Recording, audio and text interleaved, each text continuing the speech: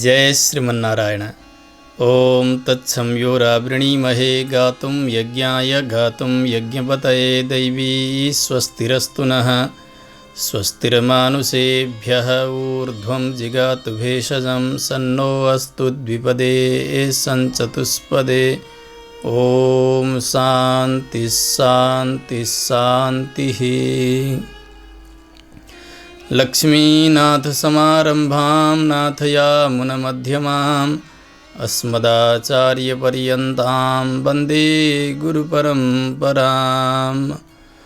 मौद्गल्यवंशं सुलभं सुशीलं रामानुजार्यस्य मताश्रयन्तम् श्रीमत्सुखाचार्यकृपैकभाजं श्रीदेवकीनन्दनवर्यमीडे। चिदचित्परतत्त्वानां तत्त्वयाथार्थ्यवेदिने रामानुजाय मुनये नमो मम गरीयसे। यस्य द्विरदवक्त्राद्याः पारिषद्याः परस्सतं विघ्नं निघ्नन्ति सततं विश्वक्सेनं तमाश्रये। ज्ञानानन्दमयं देवं निर्मलस्फटिकाकृतिम् आधारं सर्वविद्यानां हयग्रीवमुपास्महे।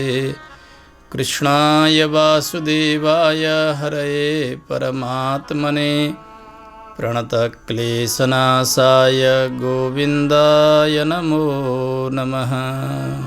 अखिलेय प्रत्यनीक कल्याणैकतान श्वेतर समस्त वस्तु विलक्षण अनंत ज्ञानानंदैक स्वरूप परात्पर परब्रह्म परमेश्वर भगवान श्री सर्वेश्वर का चरण कमल में साष्टांग प्रणति गर्दै समस्त पूर्वाचार्य गण स्वाचार्य श्री चरण समस्त भक्त भागवत मण्डली सबैमा यथोचित वन्दन गर्दै आज हामी एकादशी व्रत र त्यसका स्वरूपका विषयमा र व्रत निर्णयका विषयमा केही बेर चिन्तन गर्नेछौँ। एकादशी भगवानको व्रत हो। स्वयं भगवान नारायणका निमित्त गरिने उपासना र उपवास हो एकादशी। त्यसैले एकादशी व्रतका दिनलाई हरिवासरः, वैष्णव व्रतम, विष्णु व्रतम, वैष्णव दिनम इत्यादिद्वारा व्यवहार शास्त्रकारहरूले गर्नुभएको छ।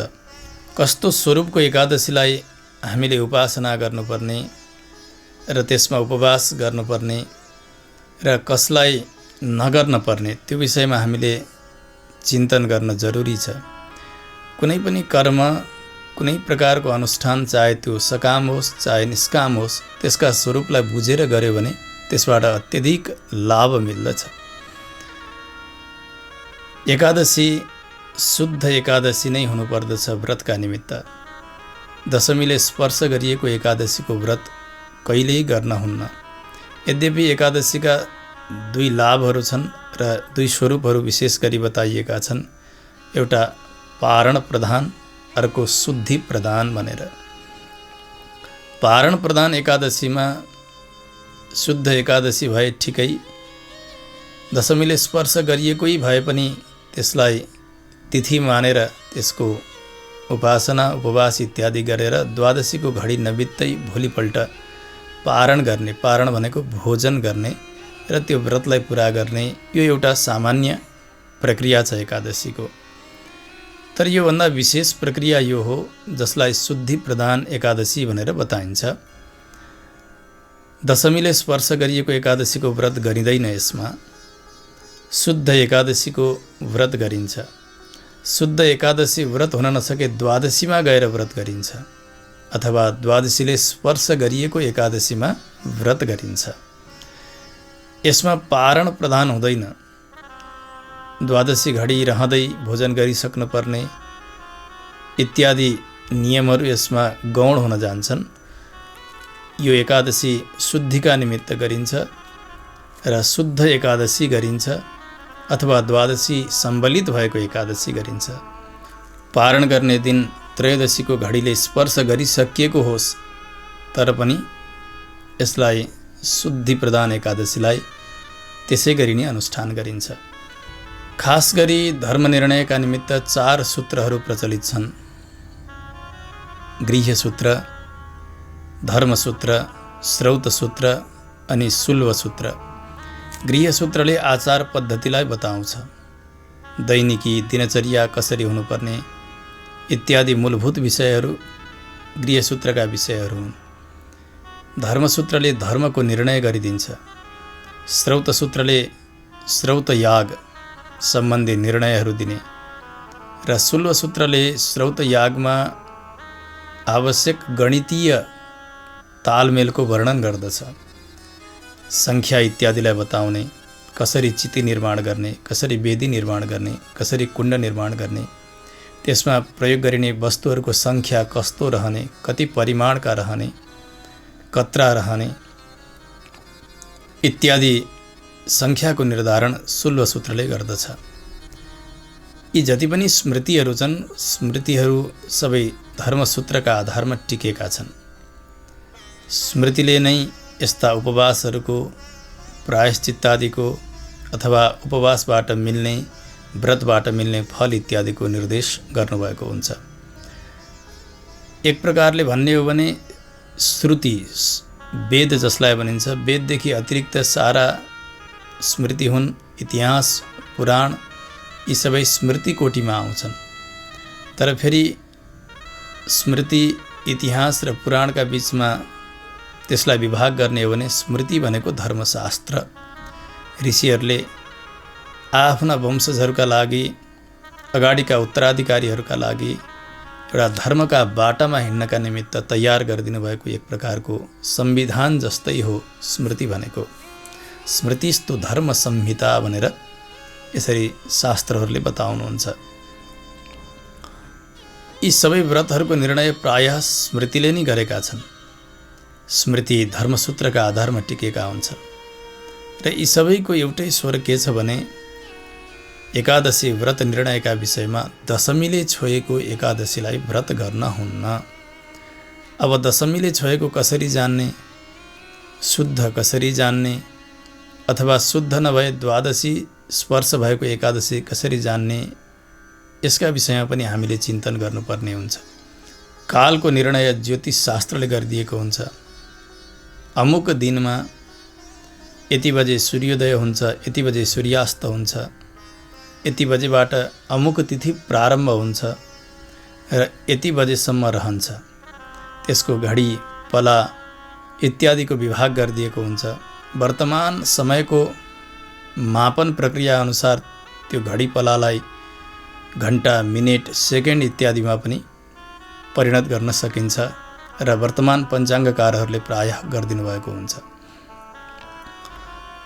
मुख्यतया शास्त्रको भनाइ के हो भने जति बेला अरुणोदय प्रारम्भ हुन्छ, अरुणोदयको समयमा दशमी तिथि प्रवेश गरेको छ, अरुणोदयलाई दशमीले छोएको छ भने त्यो एकादशी दशमी विद्या एकादशी भयो।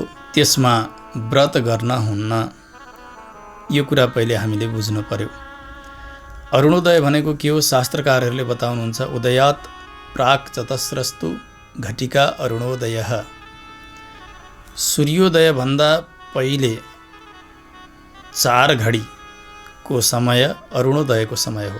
जस्तो कि सूर्योदय हुँदैछ आज 6:30 बजे भने त्योभन्दा 4 घडी पहिले त्यति समयसम्म अरुणोदयको काल हो।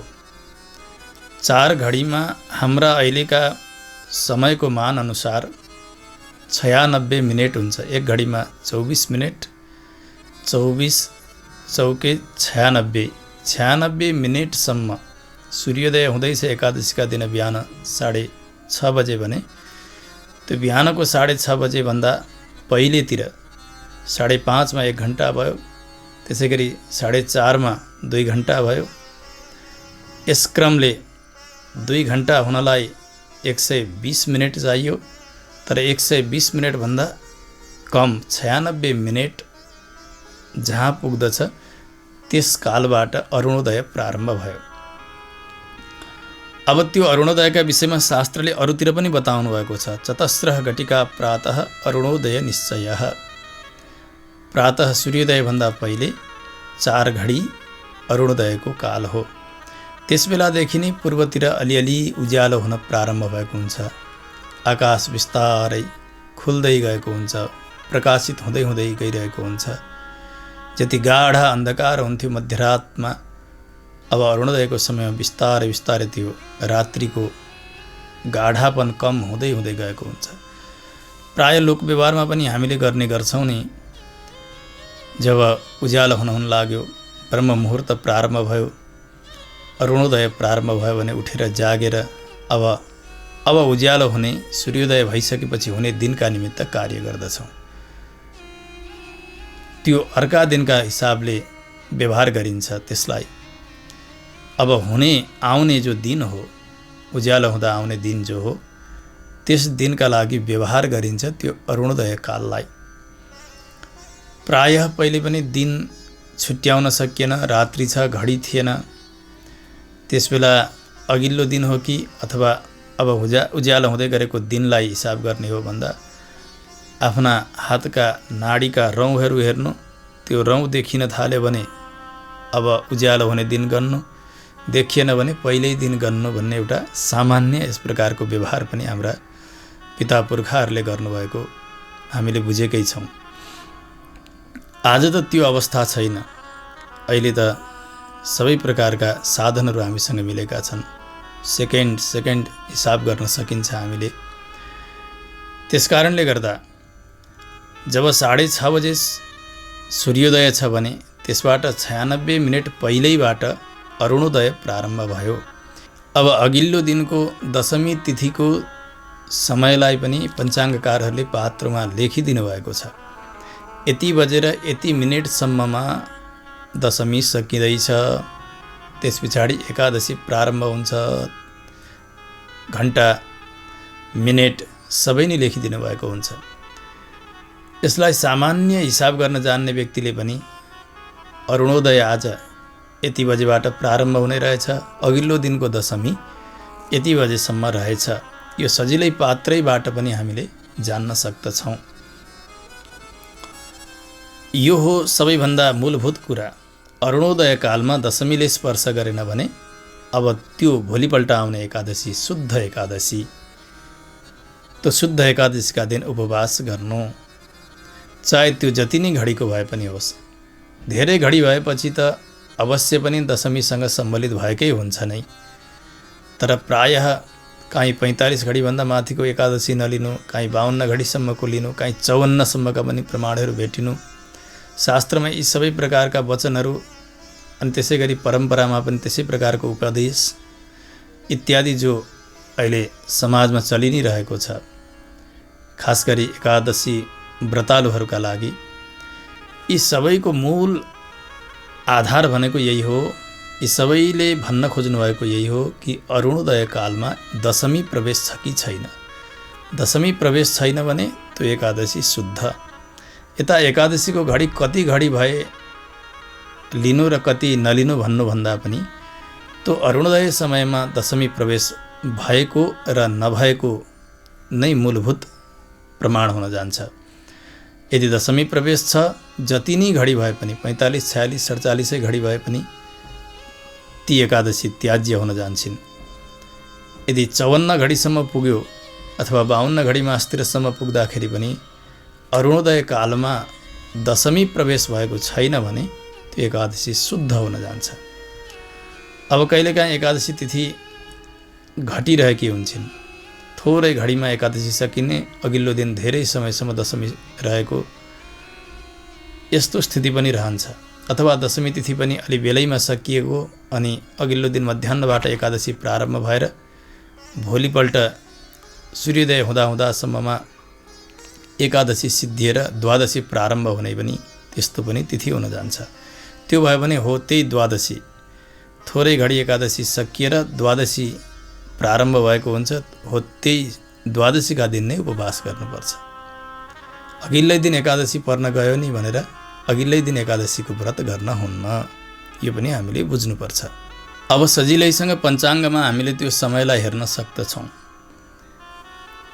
पञ्चाङ्गकारहरूले प्रायः त्यसरी एकादशीका विषयमा 2 दिन एकादशी तिथि हुन गयो भने अथवा यस प्रकारको वेद दोष इत्यादि रहने भयो भने प्राय लेखिदिनु भएको हुन्छ वैष्णवानाम एकादशी व्रतम स्मार्तानाम एकादशी व्रतम भनेर। कहीँ कहीँ दुवैलाई मिलाएर मिल्ने भो शुद्ध एकादशी छन् भने सर्वेषाम एकादशी व्रतम इत्यादि शब्दहरू पञ्चाङ्गकारहरूले प्रयोग गर्नुभएको हुन्छ। यद्यपि वैष्णवानाम एकादशी व्रतम स्मार्तानाम एकादशी व्रतम यो शब्दतः प्रयोग गर्नु त ठिक छैन। यो केवल उहाँहरूको बाध्यता मात्रै हो, किनभने समाज जसरी बसेको छ, समाजमा जुन प्रकारको व्यवहार चल्दछ, त्यो लक्षित समुदायलाई हेरेर उहाँहरूले वैष्णवानाम र स्मार्तानाम भन्ने विभाग गर्नुभएको हो। यो उहाँहरूको बाध्यता मात्र हो, किनभने वैष्णवहरू पनि स्मार्त हुनुहुन्छ। स्मृतिलाई मान्नेलाई स्मार्त भनिन्छ। तमाम स्मृतिका प्रमाणहरू नै वैष्णवहरूले अंगीकार गर्नुहुन्छ। त्यसो हुनाले वैष्णवहरू पनि स्मार्त हुनुहुन्छ। स्मार्त त स्मार्त भइ नै हाल्नुभयो। स्मार्तानाम वैष्णवानाम भन्ने विभाग जो पञ्चाङ्गकारहरूले गर्नुभएको छ, यो त कुनै पनि मानेमा ठिक हुँदै भएन। यो उहाँहरूको बाध्यता मात्र हो। अब शुद्ध एकादशीको उपवास गर्ने समय मिल्यो, त्यस्तो एकादशी निर्विवाद एकादशी हुन गयो, ठिकै छ। तर दशमीले स्पर्श गरेको हो कि अथवा एकादशीमा घडी अलि ज्यादा भएको हो कि, त्यस प्रकारको विवाद भयो भने के गर्ने भन्दा अघि भने अनुसारले नै समयलाई गणना गर्ने। आफूले जानिदैन भने जान्ने गुरुजीहरूसँग सोध्ने, सोधेर निर्णय गर्ने, यो एउटा प्रक्रिया हो। यसो गर्दा हामीले व्रत जुन दिन गर्नुपर्ने हो उसै दिन व्रत गर्न सक्दछौँ।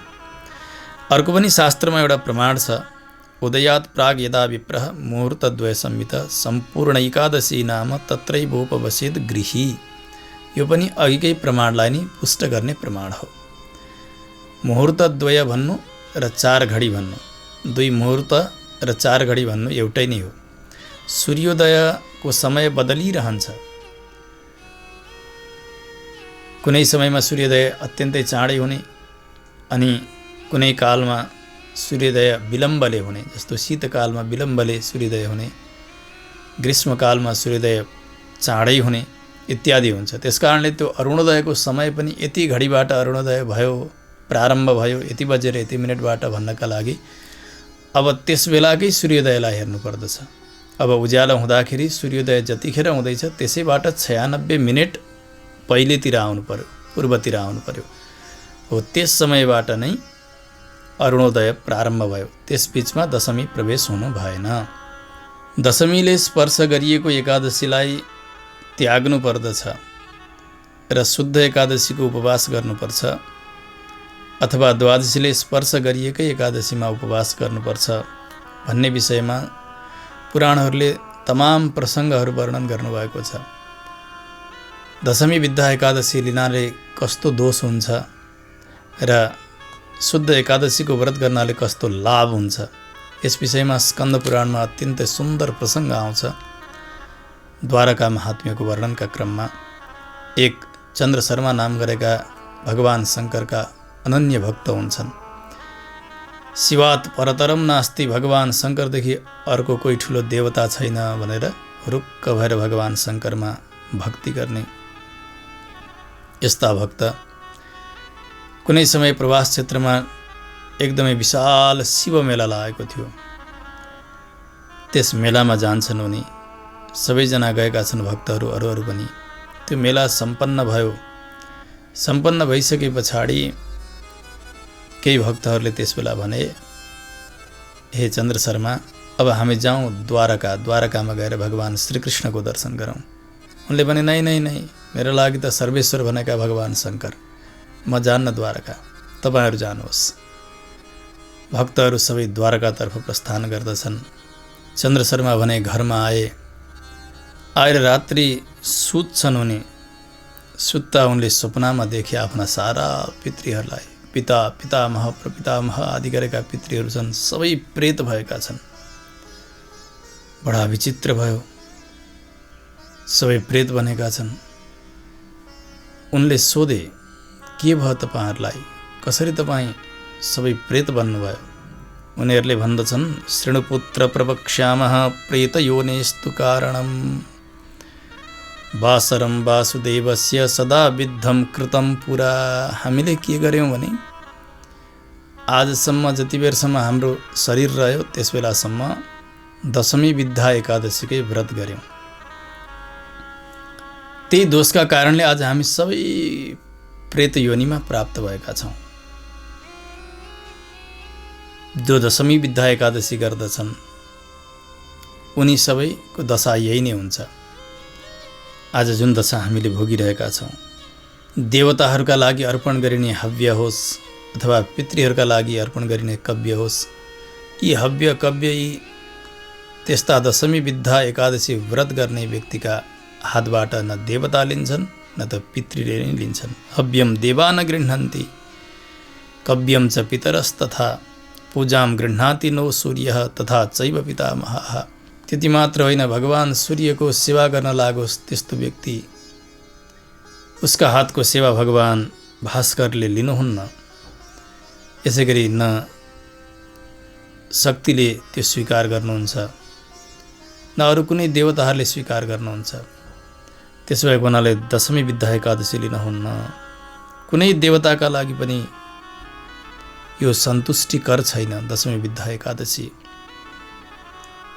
अनि रात्रिमै उनले सोध्छन्, त्यसो भए मैले के गर्नुपर्छ त? अब तपाईहरूको यो प्रेतत्व नाश गर्नका लागि के आज्ञा छ मलाई? हजुरहरूको यो दुर्दशा देखेर अत्यन्तै विक्षिप्त भएको छु। त्यो सुनेर पितृहरूले भन्दछन्, बाबु तस्माद्वारवतीं गत्वा कृष्णस्य दर्शनं कुरु प्रेतयोनेर विनिर्मुक्ता यास्यामः परमां गतिं। जाऊ तिमी गएर भगवान श्री द्वारकानाथको दर्शन गर, द्वारकामा गएर अनि तिमीले शुद्ध एकादशीको व्रत गर। व्रत पश्चात तिमीले गर्नुपर्ने दानहरू गर, हवन इत्यादि गर, ब्राह्मण भोजन इत्यादि सारा कार्यहरू तिमीले सम्पन्न गर्यौ भने ती एकादशीका प्रभावले हाम्रो गति बन्दछ, हामी वैकुण्ठतर्फ यात्रा गर्नेछौँ। अब त यिनले स्वीकारे। रात्रिकै समयमा स्वप्न देखेकै समयमा उनले विचार गरे, बिहानी भो, उठे, स्नान सन्ध्या गरे, अब जानु पर्यो द्वारकामा। पितृहरूको यो दुर्दशा भएछ भनेर द्वारका प्रस्थान गर्दछन्। संयोगले एकादशी तिथि आएकी छन्। एकादशी पनि परिशुद्ध एकादशी छन्, दशमीले स्पर्श नगरिएकी। गएर एकादशीको उपवास गर्दछन् उनले द्वादशीको यथोचित पारण गरेर दान इत्यादि सम्पन्न गरिसकेपछि सारा पितृहरूले भने, बाबु कहिल्यै पनि दशमीले स्पर्श गरिएको एकादशीलाई नलिनु। यदि त्यस्तो हुन गयो भने आफू र आफ्ना कुलका सारा पितृहरू प्रेत बन्दछन्। आज शुद्ध एकादशीको उपवास त्यसका प्रभावले गर्दा, तिमीले गरिदिएका कारणले गर्दा हाम्रो सबैको कल्याण भयो, मोक्ष भयो भन्दै आशीर्वाद प्रदान गर्दै गर्दै पितृहरू सबै वैकुण्ठको यात्रा गर्नुहुन्छ। यसबाट हामीले के जान्नुपर्छ भने दशमीले स्पर्श गरिएको एकादशीलाई कहिले लिनै हुँदैन। स्मार्तानाम वैष्णवानाम यो विभाग त बिल्कुलै ठिक छैन। यो पञ्चाङ्गकारहरूको बाध्यता मात्र हो, यसलाई त पुनः हामीले सम्झनै पर्छ। त काहीँ 45 घडी एकादशी भन्दा माथि गयो भने नलिनु, काहीँ 52 घडीसम्म लिनु अथवा त्योभन्दा केही माथिसम्म पनि लिनु भन्ने यस प्रकारका परम्पराहरू सिद्ध छन् नि त। त्यसबेला चाहिँ हामीले के गर्नु भन्ने यस्तो जिज्ञासा पनि हुनसक्छ। यद्यपि आफ्ना आफ्ना गुरु परम्परा अनुसार आचार्यहरूले, पूर्वाचार्यहरूले जसरी उपदेश गर्दै आउनुभएको छ त्यसलाई तत्सम्प्रदायानुगामीहरूले सरक्कै मान्नुपर्ने यो एउटा शिष्टाचार हो, यो मर्यादा हो। त्यसै अनुसारले रहनु। तर आफू यसो गर्छु भनिकन अर्कालाई दिनुपर्ने बेलामा निर्णय दिनुपर्दा उसका लागि त्यो मान्य भइदिएन भने फेरि त्यहाँ पनि एउटा समस्या खडा हुन सक्दछ। त्यसकारणले सबैका निमित्त हुने गरी र सबैलाई लाभ हुने गरी शास्त्रका मर्महरूलाई प्रकाश गर्न सकियो भने त्यो सबैका लागि उपादेय बन्न सक्दछ। यस विषयमा पनि हामी चिन्तन गरौँ। निर्णय चाहिँ के हो त? महर्षि गर्गले गर्ग संहितामा यस्तो निर्णय दिनुभएको छ। दशमी पञ्चपञ्चाशत् घटिका चेत् प्रदृश्यते तर्हि चैकादशी त्याज्या द्वादशीं समुपोषयेत्। यसको अर्थ यो हो, यदि अघिल्लो दिन दशमी 55 घडी पुगिसकेको छ अथवा 55 घडीभन्दा ज्यादा भइसकेको छ दशमी भने अब आउने एकादशी दशमीले स्पर्श गरिएको एकादशी हुन जान्छ। अघि जसरी काल निर्णय गरियो, समय निर्णय जसरी गरिएको छ नि अरुणोदयको, त्यसै सूत्रलाई यसैले समाउँछ। त्यो स्वतः अरुणोदयका समयमा दशमी गएर प्रवेश गरिसकेको हुन्छ। यहाँ महर्षि गर्गले जो 55 घडी बताउनु भयो, यो 55 घडी दशमी भइसकेपछि अथवा त्योभन्दा ज्यादा भइसकेपछि अरुणोदयका समयमा दशमी प्रवेश गरिसकेकै हुन्छ। त्यसकारणले 55 घडी दशमी भयो भने अब आउने एकादशी दशमीले छोएको एकादशी हो। त्यो एकादशी कसै गरी गर्न हुन्न, यो एउटा निर्णय हो। त्यस दिन के गर्ने? शुद्ध द्वादशीमा गएर व्रत गर्ने। त्यस्तै अर्को पनि बताउनु भएको छ, दशमी फलमात्रेण त्याज्या चैकादशी तिथिः मदिरा बिन्दुपातेन त्याज्यो गङ्गा घटो यथा।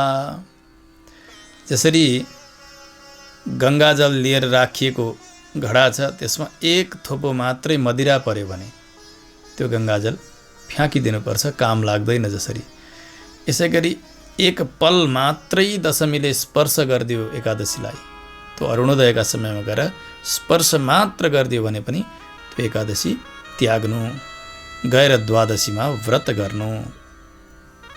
ऋषि गर्गको यो वचन हो। यसै गरी उहाँले बताउनुहुन्छ, एकादशी यदा वृद्धिं द्वादशीं च यदा गता तदा परा हिपोष्या स्यात् पूर्वा वै द्वादशी व्रते। कहिलेकाहीँ एकादशी तिथि वृद्धि भएर 2 दिन एकादशी पर्न जान्छ। त्यस्तो भयो भने के गर्ने भन्दा पहिलो एकादशी छोडेर अर्को एकादशीमा जाने। जो द्वादशीसँग गएर मिलेकी एकादशी छन् त्यस दिन गएर व्रत गर्ने। व्रत दोस्रा दिन गएर गर्नुपर्छ, पहिलो एकादशीमा होइन, दोस्रो एकादशीमा गर्नुपर्छ। यो कुरालाई हामीले राम्रोसँग बुझौँ। त्यस पछाडि धर्मसिन्धुकारले पनि यसका विषयमा निर्णय दिनुभएको छ। बहुवाक्य विरोधेन ब्राह्मणेषु विवादिषु एकादशीं परित्यक्त्वा द्वादशीं समुपोषयेत्। यस्तै भयो।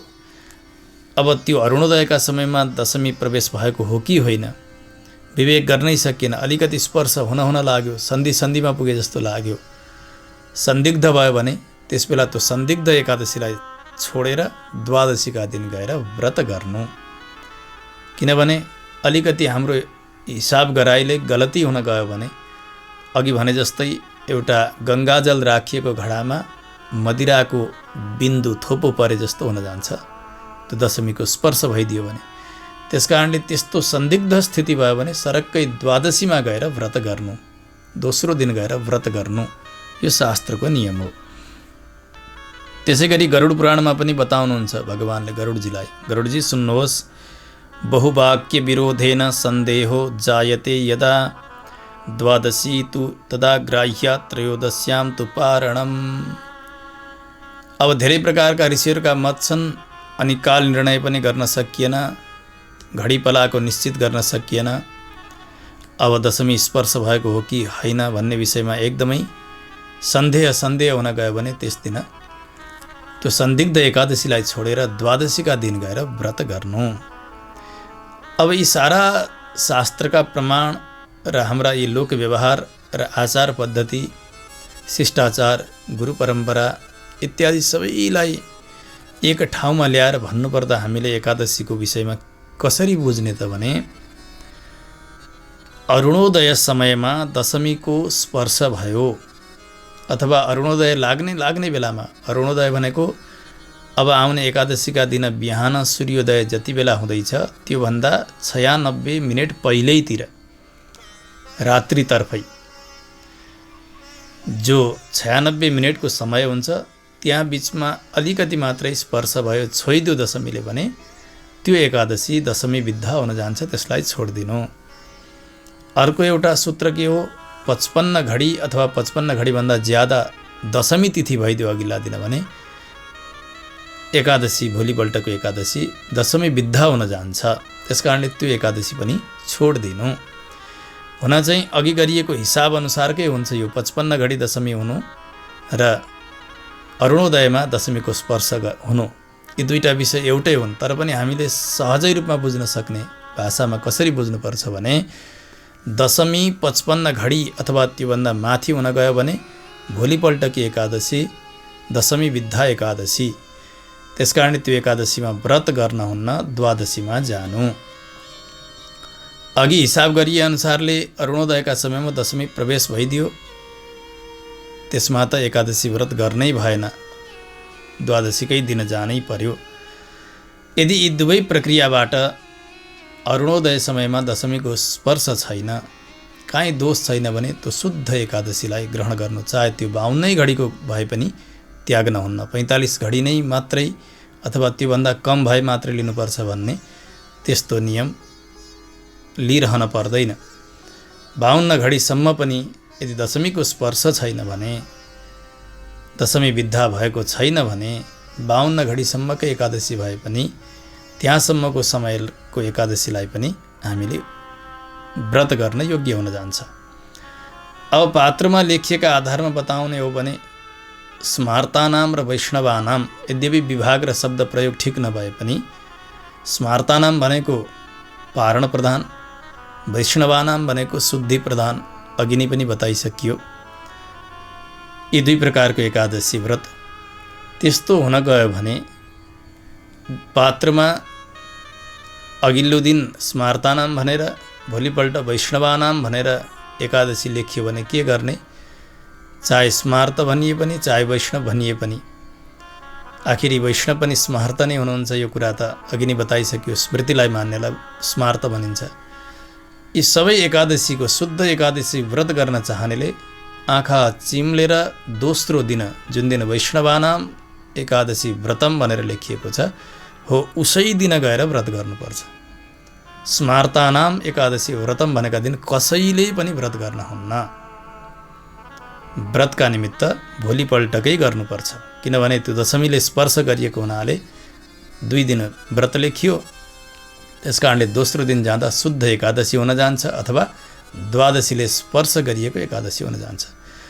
द्वादशी व्रतम भनेर एकादशीलाई किन भनिएको भन्दा द्वादशीले स्पर्श गरिएको एकादशी शुद्ध हुने हुनाले भनियो। अथवा शुद्ध एकादशीका दिन व्रत गरिएको छ भने द्वादशीका दिन द्वादशीको घडी नबित्दै पारण गरिने, भोजन गर्ने हुनाले पनि यसलाई द्वादशी व्रत भनेर व्यवहार गरियो।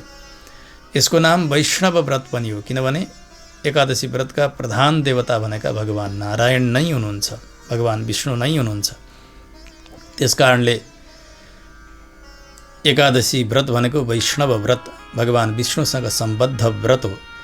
त्यसैले वैष्णवानाम एकादशी व्रतम भनेकै दिन गएर सबैले व्रत लिनु उपयुक्त हुन्छ। एकादशी व्रत शुद्धि प्रधान नै हो, किनभने चिकित्सकीय हिसाबले हेर्दा पनि 15 दिनमा 1 दिन उपवास गर्नु, खाली पेट रहनु स्वास्थ्यका लागि लाभदायी हुन्छ। शरीरको शुद्धि हुन्छ, शरीरको शुद्धिका साथसाथ मनको शुद्धि रहन्छ। त्यसो हुनाले एकादशी व्रत शुद्धि प्रधान नै भएको हुँदा दोस्रो दिनकै एकादशी गएर गर्नु ठिक हो। अब मूलभूत रूपमा हामीले बुझ्नुपर्ने अर्को एउटा विषय के छ भने एकादशी व्रत नै व्रतहरूको राजा हो। भगवान नारायण नै देवताहरूमा श्रेष्ठ हुनुहुन्छ। देवानाम अच्युतो यथा, जसरी देवताहरूमा श्रेष्ठ भगवान नारायण हुनुहुन्छ त्यस्तै प्रकारले व्रतहरूमा सबैभन्दा सर्वोत्कृष्ट व्रत भनेको एकादशी व्रत। एकादशी तिथिका दिन व्रत गर्दैन, भोजन गर्छ अनि आइतबारबाट शनिबारसम्मका धेरै बारको व्रत गर्ने हुन्छ। कहिले पूर्णिमाको व्रत गर्ने, कहिले मङ्गलबारको, कहिले सोमबारको, कहिले आइतबारको, कहिले शुक्रबारको इत्यादि व्रत चाहिँ हप्ताभरि धेरै धेरै गरिरहन्छ व्यक्ति। तर एकादशी व्रत गर्दैन भने त्यो कस्तो हो भने बालुवामा पानी खन्याउनु जस्तो हो, कोही त्यसको अर्थ छँदै छैन। एकादशी व्रत जबसम्म गर्दैन तबसम्म अरू व्रतले किञ्चित पनि उसलाई फल दिँदैनन्। त्यो आफ्ना केसमा दाम्लो बाँधेर नदुखेको केस तानेर दुखाउनु जस्तो मात्र हुन जान्छ। त्यसो हुनाले अरू व्रतलाई पनि फलीभूत गराउनु छ भने व्यक्तिले एकादशी व्रतलाई आत्मसात गर्नुपर्छ। एकादशीलाई शुद्ध एकादशी जसरी अघि बताइयो त्यस्तो एकादशीको व्रत गर्ने। त्यो व्रत गरिसकेपछि अरू व्रतहरू पनि फलीभूत हुन्छन्। एकादशी व्रत गर्यो अरू गर्न सकेन भने सारा व्रतको फल बरु एकादशीले दिनुहुन्छ। तर एकादशी गरेन र अरू व्रतका लागि हैरान गरिरहेको छ भने त्यो उसका लागि परिश्रम मात्र हुन्छ, त्यसबाट केही पनि लाभ छैन। त्यसो हुनाले व्रतहरूको राजा भनेको एकादशी। एकादशीका दिन अन्न ग्रहण गर्नुहुन्न, जति सकिन्छ त्यति सकिन्छ पूर्णतया निराहार, जल पनि पान नगरी बस्ने, सकिन्न जलपान गर्ने। आफूले जति भोजन गरिन्थ्यो त्यो भोजनको सङ्कोच गरेर आफूले गर्दै गरिएको अन्नलाई परित्याग गरेर अरू कुनै वैकल्पिक परिशुद्ध वस्तु ग्रहण गर्न उसले सक्दछ शरीर धारणका निमित्त। किनभने तपस्या भोग सङ्कोच, शास्त्रले यही नै परिभाषा गर्नुभएको छ। भोगमा सङ्कोच गर्यो भने त्यसलाई भनिन्छ तपस्या, त्यही हो व्रत भनेको। त्यसो हुनाले एकादशी व्रत अनिवार्य छ, सबैले गर्नुपर्छ। एकादशी व्रत नगरिकन अरू गरिएका व्रतले केही लाभ छँदै छैन जीवनमा। र यो एकादशी व्रत आज हामी उत्पत्तिका एकादशीका पूर्व सन्ध्यामा छौँ। भोलि उत्पत्तिका एकादशी, जसलाई उत्पन्न एकादशी पनि भनेर बताइन्छ। उत्पन्न एकादशीबाट एकादशी प्रारम्भ हुन्छन् र वर्षमा 24 वटा एकादशी, कृष्ण पक्ष र शुक्ल पक्ष गरेर 12 महिनामा, र अधिक मासमा अरू 2 एकादशी गरिकन जम्मा 26 एकादशीहरू हुन्छन्। ती सबै एकादशीलाई आफ्नो शक्ति अनुसार अनिवार्य उपवास गरेर भगवानमा चित्त लगाएर रहनु पर्दछ। यसबाट अत्यधिक लाभ मिल्दछ। व्यक्तिले धर्म, अर्थ, काम, मोक्ष जे चाहेको छ त्यो सबै प्रकारको पुरुषार्थ एकादशी व्रतबाट मिल्दछ। किनभने एकादशी व्रतका प्रधान देवता भनेका भगवान हुनुहुन्छ। भगवानका 4 हात नै त्यसकै निमित्त छन्, धर्म, अर्थ, काम, मोक्ष दिनका निमित्त। धर्म, अर्थ, काम, मोक्ष यी कुनै प्रकारका पुरुषार्थ पनि चाहेको छैन व्यक्तिले। भगवान प्रसन्न बनिदिनुहोस् भनेर निष्काम भावद्वारा पनि एकादशीको व्रत गर्न सकिन्छ। प्राय भगवत शरणागत चेतनहरूले, वैष्णवजनहरूले फलासाद्वारा एकादशीको व्रत गर्नुहुन्न। भगवान प्रसन्न रहनुहोस्, मेरो कर्तव्य हो एकादशी व्रत गर्नु, यही चिन्तनद्वारा नै एकादशीको व्रत गर्नुपर्दछ। अब आज हामी एकादशीको पूर्व सन्ध्यामा छौँ, उत्पत्तिका एकादशीको। र एकादशी कस्तो प्रकारको लिने यस विषयमा हामीले विस्तृत श्रवण गऱ्यौँ। आजको यो एकादशी व्रत निर्णयका साथै वर्ष दिनभरिमा आउने 24 एकादशी व्रतका महिमा र अधिक मासका 2 एकादशीहरू गरी 26 एकादशीका महात्म्यहरूलाई यस प्रविधिका माध्यमबाट संसारभरि रहनुहुने नेपाली भाषी सम्पूर्ण भक्त भागवतहरूले आफ्ना घरमा बसेर आनन्दका साथ तत्तत समयमा तत्तत व्रतका दिन श्रवण गर्न पाउनुहोस् भन्ने यस्तो विशुद्ध कामनाका साथ भगवान मुखोल्लासार्थ यो महान कार्य गराउनुहुने